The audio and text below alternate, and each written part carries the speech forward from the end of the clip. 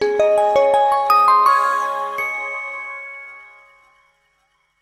morning, everyone, or afternoon, or evening, depending where you are joining us today from. I would like to welcome you all to today's webinar, Discover Easy Platform, version 2.4. My name is Hamid Goutim, and I'm the product marketing manager here at Easy Systems. I'm part of the product team, but work very closely both with the marketing and sales.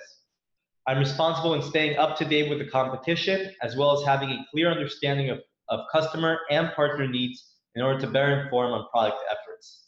Before I begin, I would like to go over a few housekeeping items. All the participants have been muted to avoid any background noise or disruption. We also encourage you to submit any questions or comments via the Zoom chat box that you may have. We will make sure to address them at the end during our Q&A session. At the end of the webinar, I will send a follow-up email to all registrants with the webinar recording, as well as the slides that I will be presenting here. You also get some links to some of the blog posts on different features that I will be covering. And one last thing before I kick this off, I would like to inform you all that Easy Platform version 2.4 will be released later today. We will also publish an in-depth blog post detailing the different features, which I will be demoing here during the webinar. So the first thing I would like to go over before we jump into different features, is our product timeline and where we are right now. So as you can see, this is the Easy Platform release cycle for the upcoming year. One update that you guys may have heard of, we had a blog post about that version 2.4 is going to be a fast-track release and not a long-term release. We've pushed our long-term release to version 2.5, which will be released at the end of March 2019. And the reason for this is because we really wanted to dedicate more time to adding many needed and valuable features to the long-term release, which we didn't manage to complete for this upcoming release. So that is really the big update for the release cycle. Besides that, we still have the same amount of releases in the year as we've had for the past year. So with that, I would like to jump to our first feature that I will give a little background about, and then I will pass it on to my colleague, our product manager, Bertrand Doringer, who will demo it. So with Easy Platform version 2.4, we will be supporting GraphQL.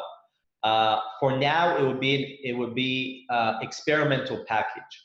So basically what GraphQL is, it will allow developers to more quickly and simply implement headless and decoupled implementations. And it's very easy to use. All they'll have to do, the developers will write a query, and then they will be able to retrieve complex sets of content information from the repository. So that can be anything from blog posts to thumbnails to an author's name. So that is a really high overview of GraphQL, and I will now give the stage to Bertrand, who will demo this new capability. Bertrand, the stage is yours. Thank you very much, Amit. So I will start by sharing my screen. Yes, I'm able to now. Amit gave you the large overview of GraphQL, but I still want to go over the background and what GraphQL is. So GraphQL was introduced by Facebook something like 5 years ago as a solution to the shortcomings of REST APIs. And there are actually issues we did experience and you gave feedback about in regards to Easy Platform UI version 1. Because of the structure of REST and the number of items we need to get from REST, we ended up running a lot of queries in order to get the data we needed. And it is exactly the issue Facebook was having. To fix it, they came up with a query language. It's on purpose extremely simple. The queries are graph-like queries. where you describe exactly which fields you want to get from the schema, and you get that as JSON in return. And that's pretty much all, not all, but that's the basics of GraphQL. And it turns out that after having tested it myself, it works fairly well with Easy Platform.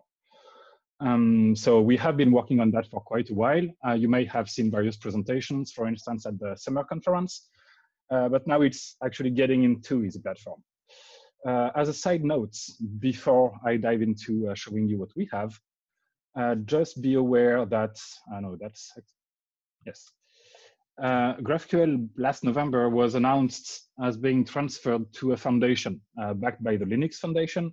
So it is becoming independent from Facebook. As far as I'm concerned, it was kind of a concern that the technology, at least the concept, was tied to one company. It looks like we don't need to worry about this anymore. So that being said, we have released together with this version 2.5 an experimental version of GraphQL. You can install it from Easy Systems, Easy Platform GraphQL. It will work with versions 2.4, also with version 2.3, and it may work with earlier versions, but I haven't tested those. So feel free to test it afterwards. It will ship with the demo version because it's experimental and we didn't want to push it with the regular release yet, but you can install it and start working with it. And let's jump straight into our schema, the Easy Platform schema. Unlike the REST API, our REST API that focused on the repository, you are not manipulating content and locations and fields anymore. Instead, you are directly interacting with the content UDID model. So at the roots of the schema, the first available items are the content type groups. So this is the Easy Platform EE demo with its own content. So content is the content type group. And we also find the usual media, users, and pages content type groups. Whatever you create as groups will show up here. Then below those groups, we get resources, 2 resources for each content type. One of them, like article here, is used to get one ID, one item from the content tree. In that case, the article with ID 207. The other one is the plural version, so products as opposed to products, where you can provide a query. If no query is provided, you just get all the items, and you can also sort the results. In any case, be it products or article, you get the content type you asked for back, meaning that unlike the first versions of this GraphQL API, your fields are the first-class citizen. So for products, we find the fields that are defined in the repository, price, and a few Booleans in that example. So, GraphQL is a very strongly typed language. Everything has a type. It starts with basic type, string, Boolean, integer, and then objects that are meant to be extended. In that case, article is an article content. All of those are generated based on your content types with your fields. So price in that case is an easy float, and it's simply mapped to the float type from GraphQL. And we did that for every field type that returns a basic data type. So it is string and so on. As you can see in the results here, the price is written as a float, and all of the other fields are returned as Booleans. That's for simple field types. For more complex field types, we take advantage of the potentially complex nature of GraphQL fields. In that case, image gives you access, for instance, to the variations from your image. So with this syntax, we can ask for one variation of an image field and provide the identifier for the variation. The variations that were configured on the system are part of the generated schema, meaning that everything that is listed here is configured on the repository, and well, will work, and an invalid definition will not show up. It's the case for every item that can be grabbed from the schema itself.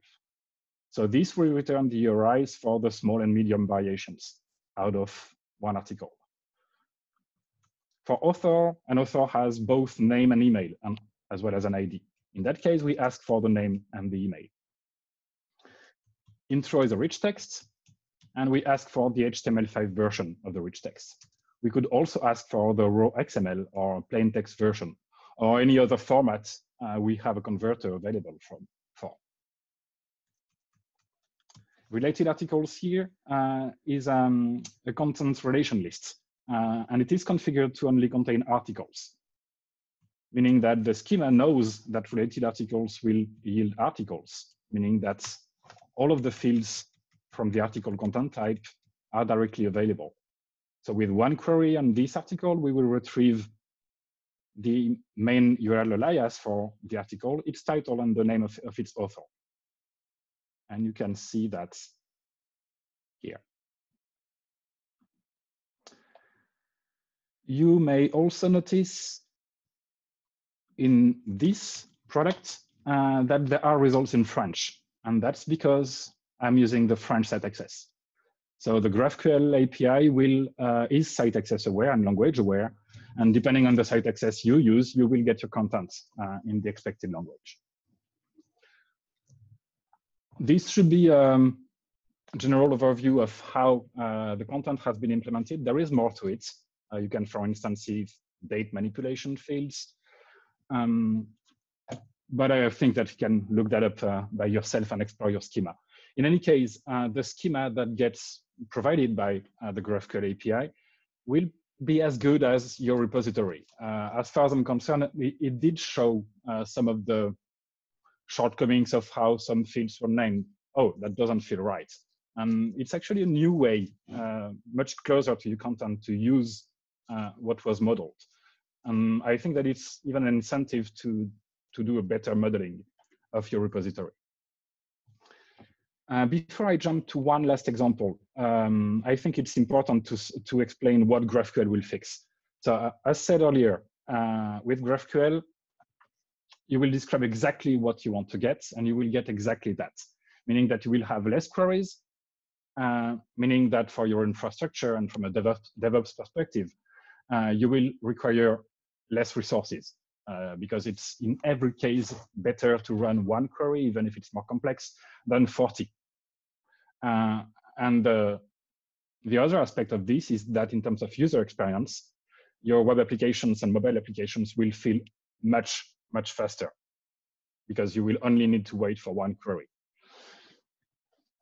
In addition to this, we believe it is a good answer to the headless use case because headless developers are expecting APIs that work well with, for instance, React or Vue.js, in any case, modern web frameworks. And GraphQL is built to interact well with those.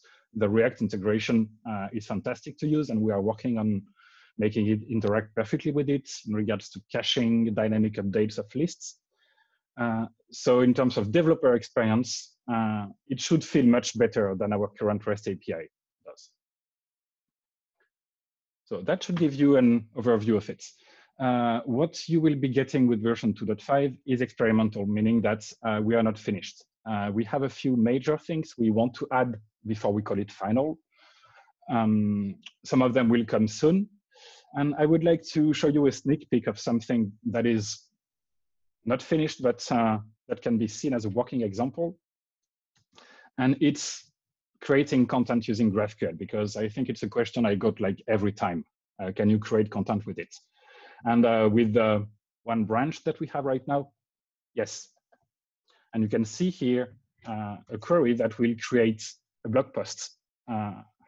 As side bonuses, you may note that the body rich text is inputted as Markdown, because GraphQL is flexible enough to make that easy. So unless my session expired,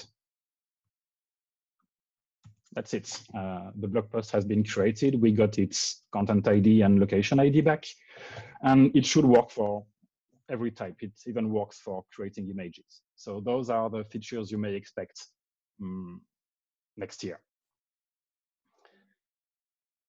And I think that I'm done. Thank you, Bertrand. If you can please stop sharing and I'll reshare my screen. Thank you. So the next prominent feature that I would like to introduce is the editorial workflow. The editorial workflow is a enterprise feature. So one sec. So why an editorial workflow?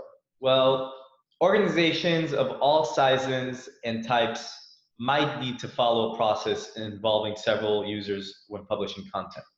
And the reason for this is you need to review and validate this different type of content before you publish it because you want it to be of high quality. But to create an effective editorial workflow, you need two things. One, it needs to be very simple to set up by administrators, but it also needs to be very easy to use for editors, even if it's a very complex process. Now, the workflow is not a new thing at Easy. It was actually, we did have a workflow at Easy Publish, but it was using the object state. And that really created a huge limitation because you defined the state at the object level. So that basically meant you cannot have a workflow for edit. Now the workflow applies at the version level. So that means that the workflow that you define will be for content creation and content addition. So how do you configure editorial workflow on Easy Platform? So first thing we have to understand is the editorial workflow is actually a list of stages and transitions that various contributors must go through in order to publish a piece of content. The second, and who's in charge of actually configuring this is actually the developer. The developer will configure this in the YAML file.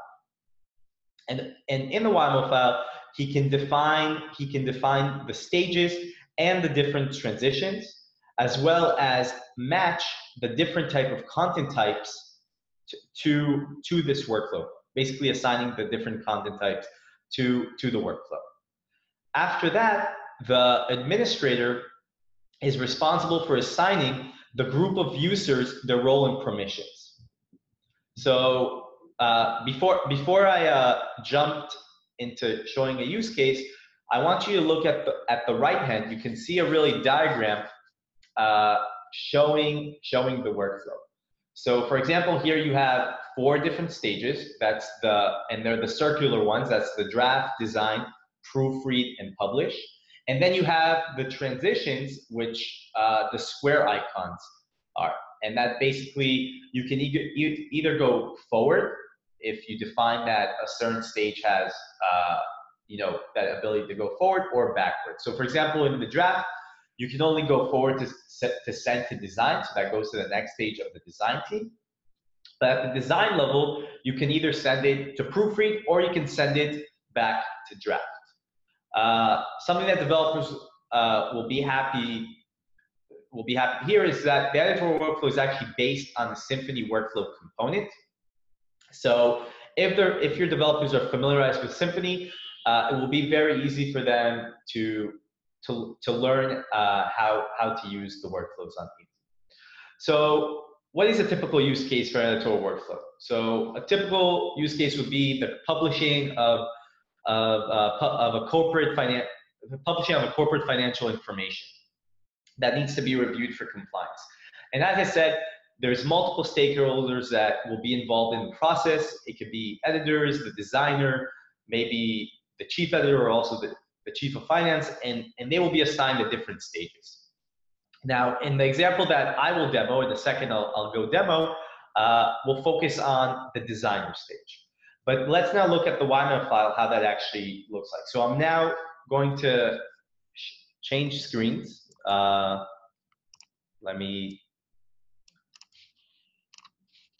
So here you can see the YAML file. And here in the YAML file, the developers can define the different stages and transitions for the workflow. So as you can see, the type of workflow that we have here is the article workflow. Under the matchers, as I mentioned before, you have the ability to assign different type of content types. In this case, I did that with article, and you basically do this under matchers. Now, there's no limitation to the amount of content types you can assign to a workflow, and you can also assign different type of content types. So it could be blog posts, it can be images, and so on. The next thing that you may see is the stages. And the stages, we've defined 4 stages, as in the diagram that I showed before: the draft, design, proofread, and done, which is basically publish. And last but not least is that transitions. So what are those actions that can be taken at each stage? So for example, here you have in the draft, if you're in design, you can go back to draft. I can send the article back to draft, or it can move forward and I can send it to proofread. So this is how it looks in the YAML file, but let's now see how it looks on the administrator admin tab. So as you can see, we have a dedicated workflow tab under the admin. And here, similar to the YAML file, you have all this information that I went over. So we created a workflow for an article. We've defined that the content type that will be assigned to this workflow is an article under the matchers. The current status is a draft, and the stages that the content has to go through until it is published is draft, design, proofread, and done. Now, for an administrator, he can assign this group of users under roles and permissions. Now, due to a little time constraint, I'm not going to show that. If you do have questions on it later on, I can show and address this. But basically, under roles and permissions, you can assign who are the group of users that are assigned to each stage and what policies they have, what they're allowed to do during the stages. So now let's go to my dashboard. Before I create, I'm now going to create an article and I'm going to send it to design. The first thing I want you guys to notice, I've already created in my review queue. I already have an article that I created, and it's under proofread status. So why am I highlighting this? The reason is because it's in proofread. That when I'll switch to the designer group, you won't see this article because it's in the proofread, and he does not have access to the proofread stage because he's not assigned to that proofread stage. So let's now create a new article. Sorry, one sec. I meant.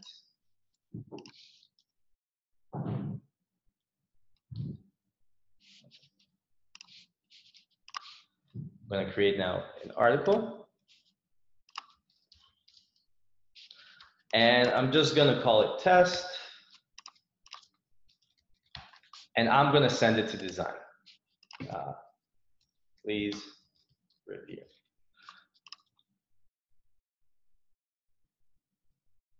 So as you can see, here I have the 2 articles that I've created that are in this workflow. One is has been sent to design stage. The other is in the proofread stage. Something I want to also mention is that developers can customize the color of the labeling. Here you can see the different colors of the status of the stages. And this really is to allow the editors to distinguish between the different stages. So I'm now going to log into the designer user.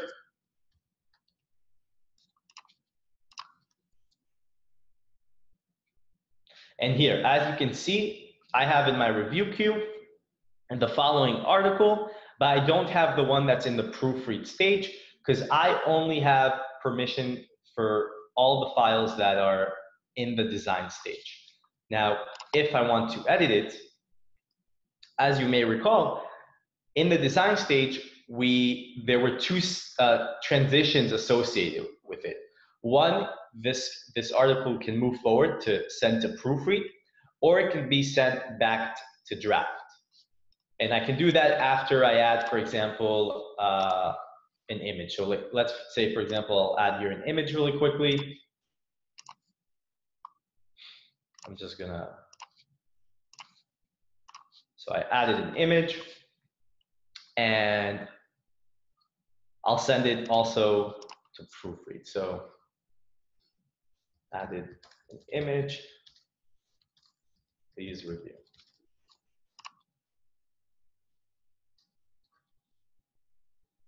So there we go. And now if I go to back to the admin panel, the administrator user, I'm sorry.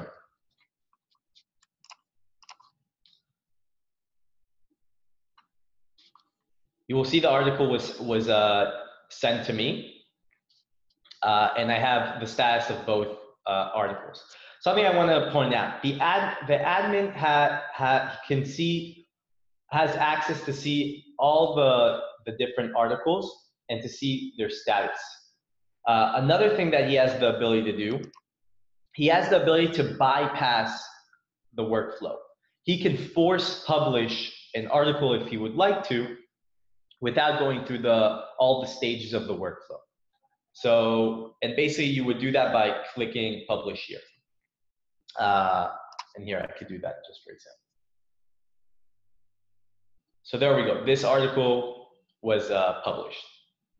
So that actually covers everything that has to do with the workflows.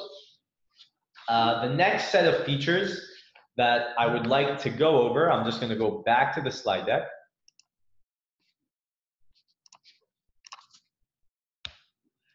Are updates that we've made to the page builder. So as you guys may recall, the page builder was part of the version 2.2 release. And it's a much more friendlier page builder, and it's much more easier to use. But it was missing a few key components.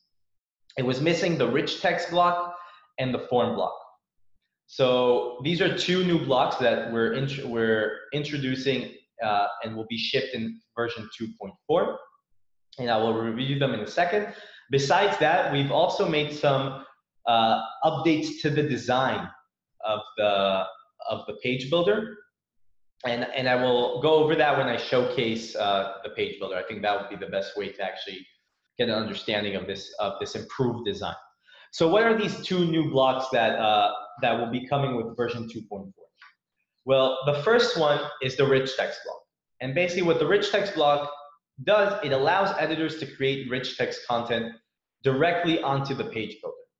Now, the rich text block also has all the capabilities of the online editor available to it. So that can be images, embeds, links, and so on. But what is important to distinguish about the rich text block is to understand when to use it. So the rich text block is great to use when you're not planning to reuse this content anywhere. And why is that? So when you're creating content with the rich text block, it won't be stored in the content repository. So this means it's only used one time and cannot be reused. So if, for example, you're just running a singular day campaign and you don't need it ever again, then maybe you can write about it directly onto the page and you'll have it. So that has to do with the rich text block. The next block that will be included with the page builder is the form block. And the form block basically allows editors to drag and drop this block, which is dedicated to embedding forms directly onto the page builder. So these are forms that already exist in your content repository. But you also have the ability to create forms on the fly from the Universal Discovery widget. So with that, let's demo these features and see the updates that have been made to the design of the page builder. So I'm going to go now back to my demo. Here we go. I'm going to go to my page builder. And I'm going to create a new page because I think that would be the best way to actually show the new design, the improved design, not the new design, I'm sorry. So what we've improved in the design is that we've really improved the defining of the template, of the zones, and the blocks. So as you can see, you can drag and drop, and they're really nicely defined and placed in the page builder. So here, I'm just going to move these because I want to focus on our two new blocks. So the first one is obviously the rich text block, which you can embed rich text content, whatever it may be.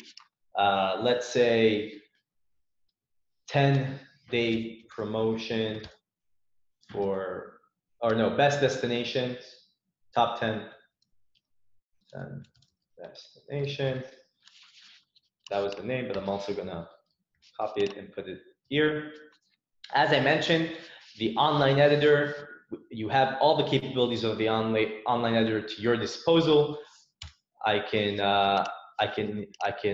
center this. I can make this a headline, and then I can give a list. Let's say I make a list. I'm just going to write New York, Barcelona, Toronto, and there you go. And then if I want, I can also embed different type of content, whether it be images and so on. So that is the rich text block. The forms, as I mentioned, is a dedicated block to embed forms that already exist in your content repository. So here I drag and drop the form block, and now I'm just going to embed a form that I already created beforehand.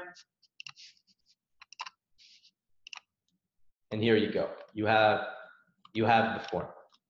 So that's all the updates that pertain to the page builder. Now I'm going to go back to, let me discard this. I'm going to reshare my slides.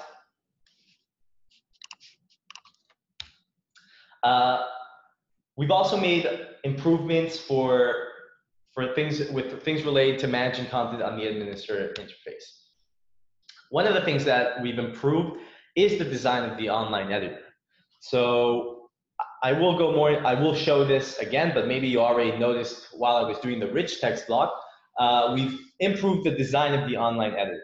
And what we basically did is it's lighter in color and less prominent. So in my top image, as you can see, this is the old online editor, and this is the new one. It's lighter.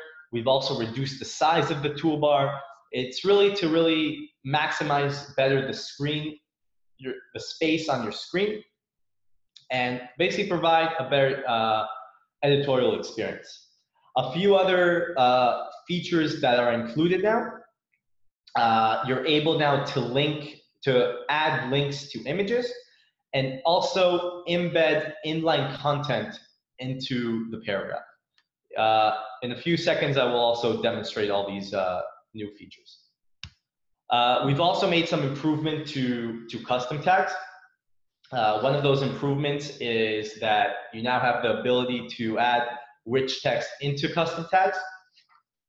Besides that, editors also have the ability to embed a custom tag inside another custom tag. And there's no really limit to the number of custom tags that can be embedded. And I can now go show these different features. So I'll jump straight now again to the demo.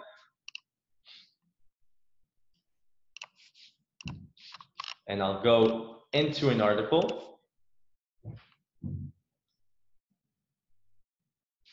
And let's edit this article so we can see all these different new capabilities. So the first, as I mentioned, here is our new online editor, lighter, smaller, really takes less space. We've removed the labeling and reduced the size of it. As I mentioned, you can link images. So you have this icon right here where I can link an image, and I'll do that right now.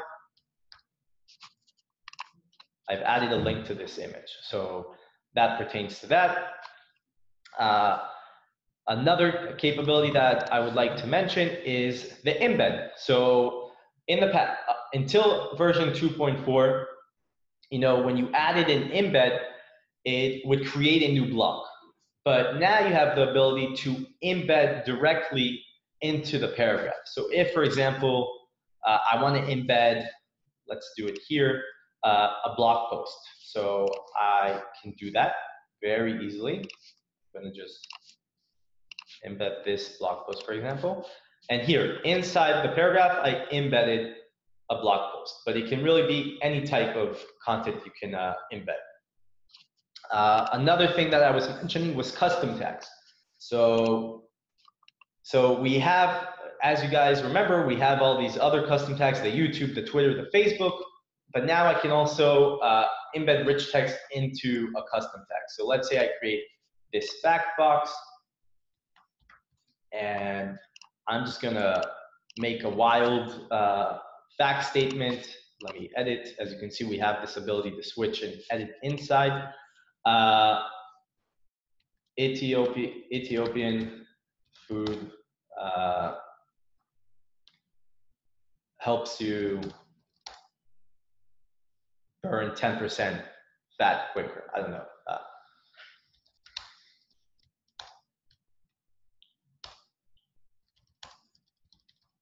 So that's a statement. And if I want, I have here the ability to embed more custom tags, whether it be YouTube, Twitter, and so on. So for example, I can add another, let's actually maybe embed an image just so it'll be a little different. And here we go. So here I embed this image inside the custom tag. So that covers custom tag and all the different abilities that we've added with the online editor and so on. So, but we have a few more things that we've improved. We've also improved the search functionality. So I'm gonna.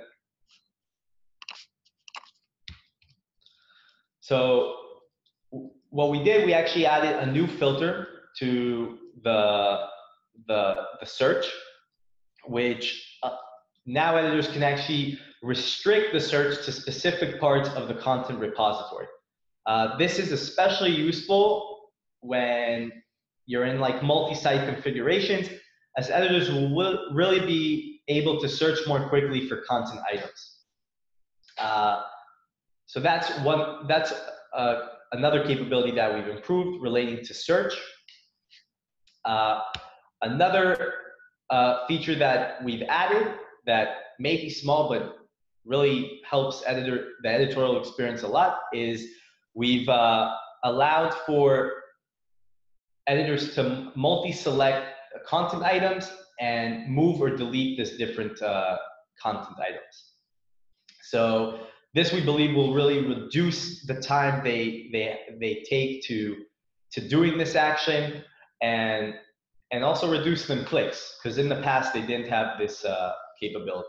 So let's see how these two work. And on the way, I'll also show two other small features that we've added. So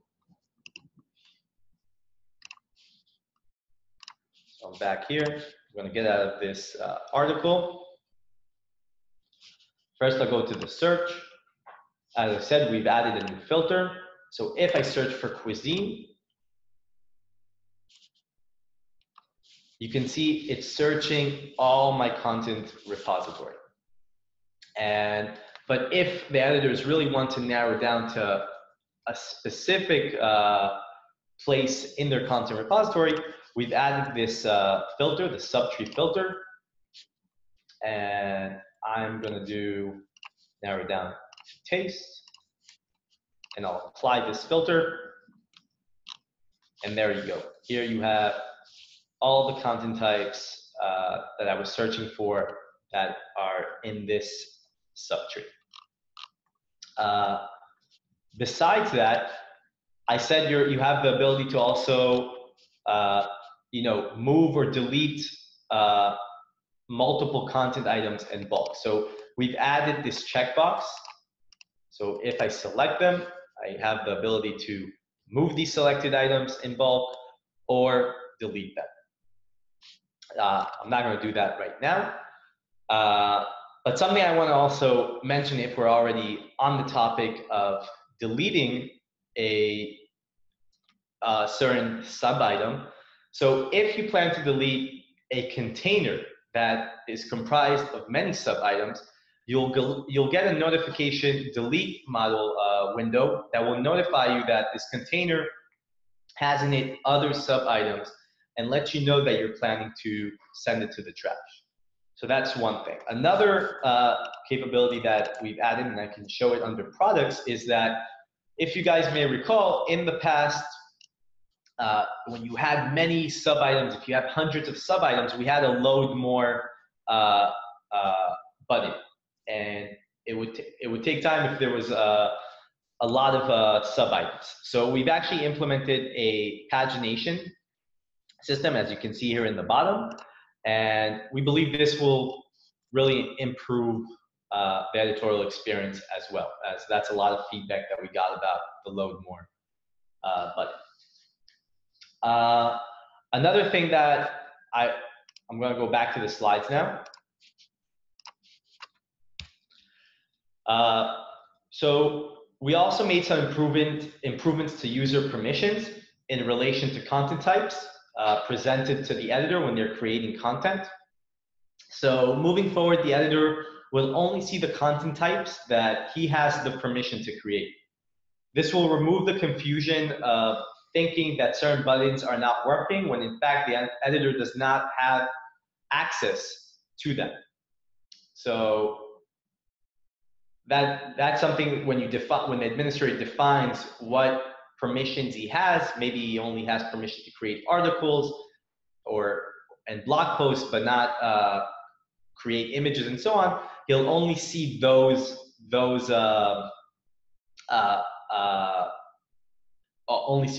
available for him. That way he won't get confused. Another thing that we did, another improvement, is users can now easily translate content types via the admin panel. And these translations of the content types will be automatically showcased based on the language defined in the browser. So if, for example, you have a team that is in France and not in America, the admin interface that will be presented to them due to their browser will be in French as you already translated all the content types. In the video here on the right, you can see I'm translating a content type. I can also in a second go show it. I can go show it right now actually. So let's actually do that. I think it will be a better way to understand it. So I'm back at my screen.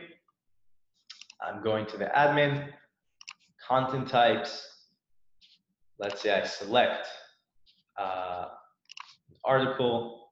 And as you can see, we've added this tab, the translation tab, where I can easily create now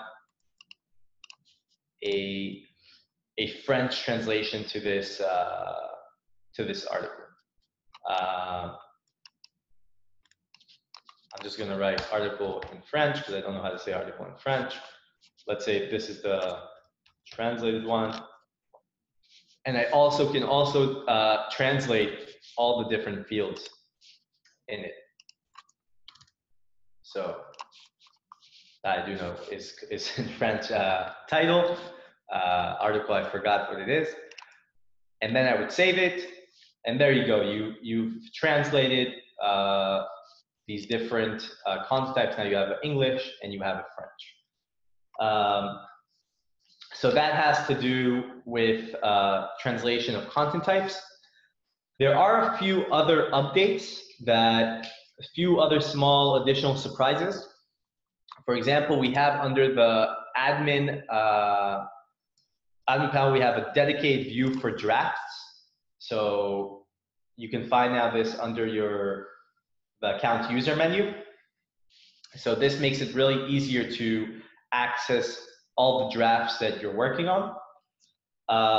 Another thing that we've made an improvement that developers will be happy to hear is that they can now regenerate the aliases of content items in the system.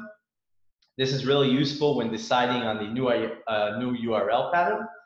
And another thing is that developers may recall that there was an issue with the literal tag when you tried to migrate from Easy Publish to Easy Platform. This issue has now been resolved in the migration script for version 2.4. So I'm going to go back to my slides. That actually completes all the features that will be coming out with 2.4. So as I mentioned, the other additional surprises, the dedicated view for the drafts, the regenerate URL aliases, and the format text to migrate literal tab. So as I mentioned, at the end of this webinar, I will email out all the resources, the slides, and the recording. They will also be put online, SlideShare, and on YouTube, the recording. And be on the lookout for the documentation and the blog post, which will be published later today. And you can have access. It will be linked to in the slide deck. What's next? So as you recall, we've implemented a very unique tool called Product Board, where you could provide your feedback on the features that are coming up, or also request features, and our product team has access to it and they receive all this feedback. So let me just show it one more time. So on Easy Platform, you have the product feedback board. Here you can see all the upcoming features that are going to come with version 2.5. You have the ability to add comments on it and add and vote how important it is that you think it is. Or you can also submit new ideas. And all this, as I mentioned, we'll get to the product team. So that is about it. I will now open it up to questions. And of course, if you need to reach out to any one of us, this is the best way to reach out. So let's now open it up to questions. We have about 10 minutes. And I already see that we have a few questions in the chat box. If you would like to add more, please do it through the chat box. So I'm going to read the questions. I also have here our product manager, Sylvain, who can also answer technical questions. So, okay, so I'll read out the first one.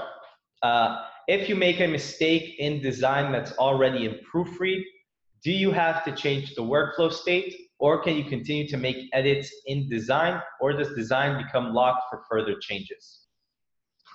So maybe it was not that obvious in the demo, but it's the same interface. So you have the right to edit.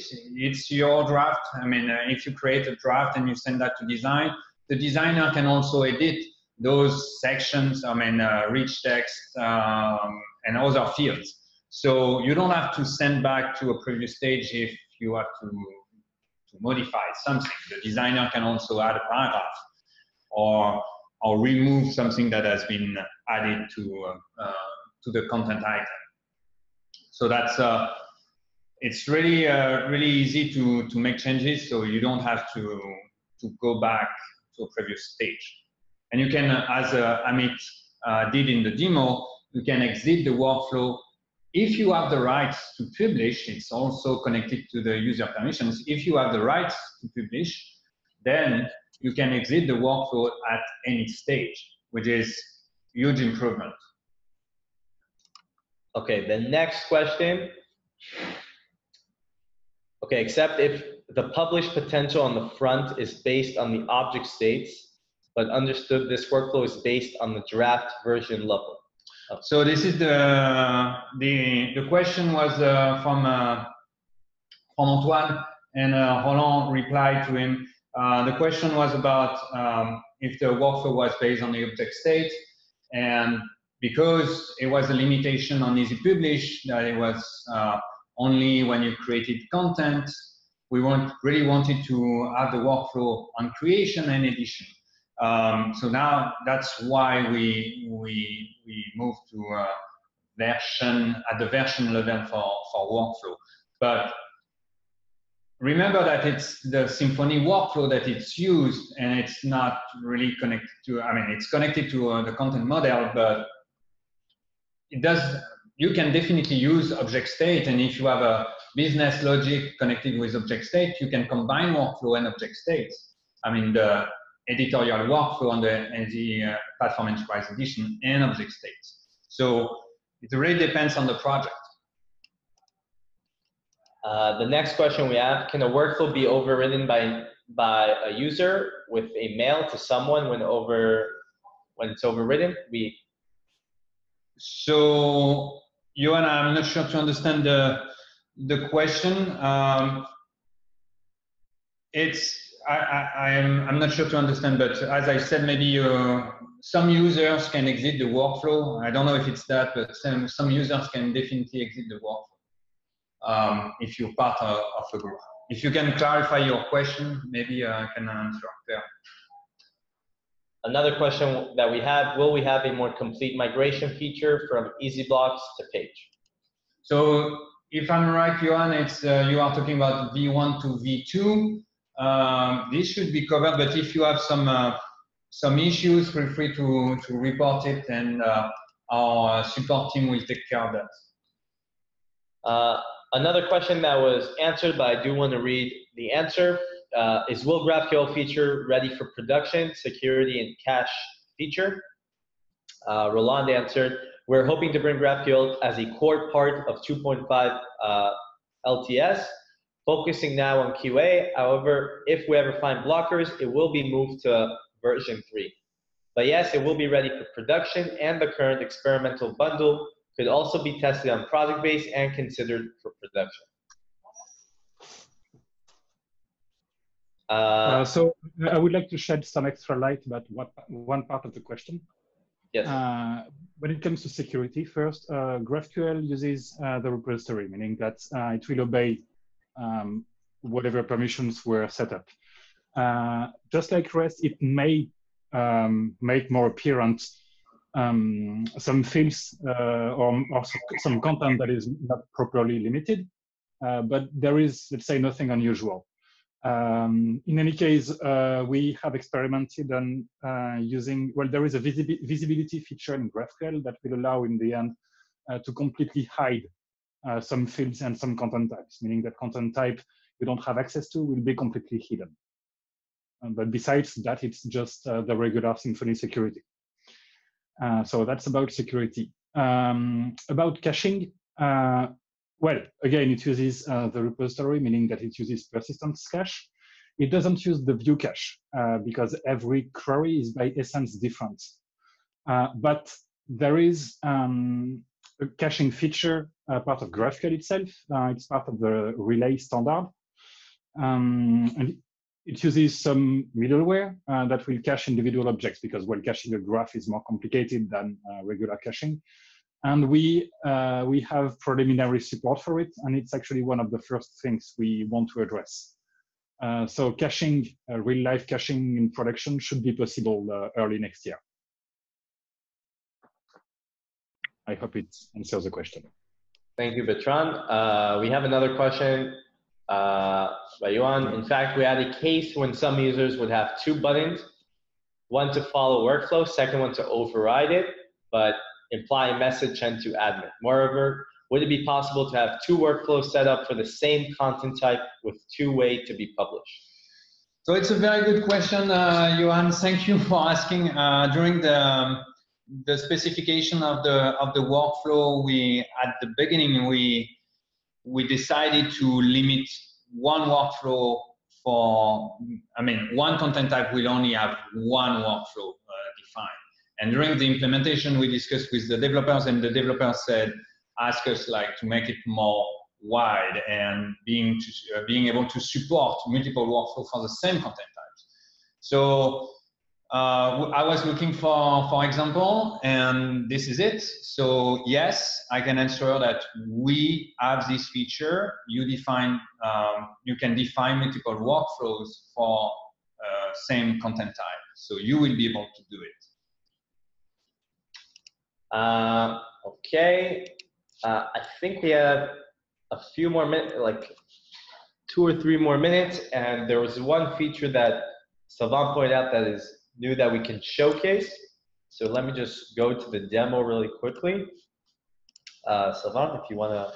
Yeah, so the last thing that has been added and was not, it's an additional feature. If you go to your user settings on 2.4, you will be able to define the number of sub-items that you want to display in the table. By default, we have 10. So now you can customize it. It's at the user settings level. So it means that different editors can have a different configuration. And be careful, indeed, if you put 1,000, it can take time. It can take time to load the page, but now we introduce this flexibility at the user settings level. That's about it. Yes, and if I didn't mention, I just remembered, you are able to also sort content sub-items. Just an example really quickly. Here you have my sub-item. So if I click name, you have this ability to sort the different sub-items. That is about it. If we don't have any more questions, I will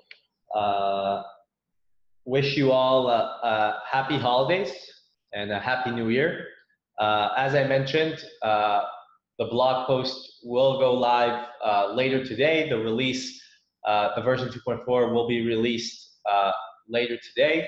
I will send the recording and the slides to all the registrants. All this materials will be available for you guys.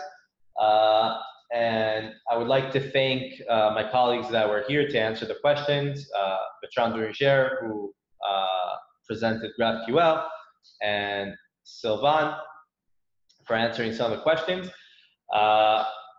And that's it. If you want to reach out to us, if you have any more questions, do feel free to reach out to either on product board or email the product team, or you could email me personally. Thank you very much, and I wish you a happy new year.